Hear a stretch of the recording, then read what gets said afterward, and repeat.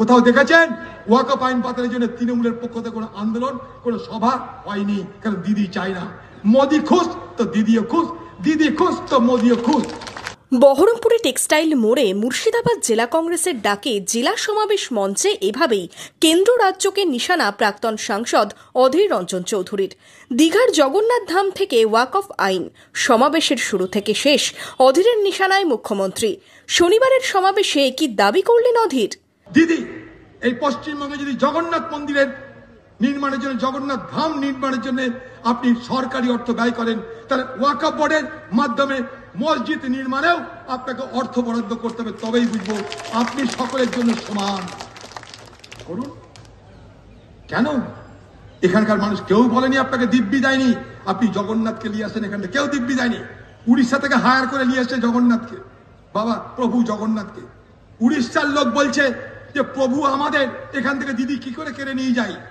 4টে ধাম ভারতবর্ষে হিন্দুদের, 4টে ধাম, বদ্রীনাথ ধাম, দ্বারকা ধাম, পুরীর ধাম, রামেশ্বরমের ধাম। দিদি বলছে না আরেকটা ধাম করবো। গোটা উড়িষ্যা জুড়ে খেপে গেছে সেখানকার মানুষ।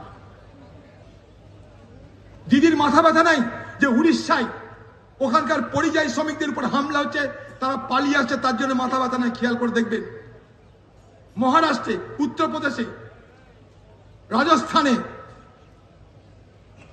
একের পর এক এলাকায় এই মুর্শিদাবাদ, মালদার পরিযায়ী শ্রমিকদের উপর হামলা হচ্ছে, তারা পালিয়ে আসছে। তা নিয়ে দিদির মাথা ব্যথা নাই। দিদির মাথা ব্যথা জগন্নাথকে নিয়ে।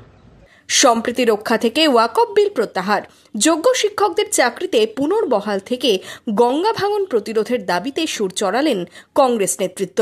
এদিন বহরমপুরে হাজির ছিলেন মালদা দক্ষিণের সাংসদ ঈশা খান চৌধুরীও। আপনারা প্রমাণ করছেন এই কংগ্রেস এখনই খুবই শক্ত আছেন। কংগ্রেস কোথায় যায়নি, কংগ্রেস আছে মুর্শিদাবাদে। কিন্তু আমাদের মালদা মুর্শিদাবাদ যখন আমাদের ভাঙন হয়, কোথায় থাকে বিজেপি?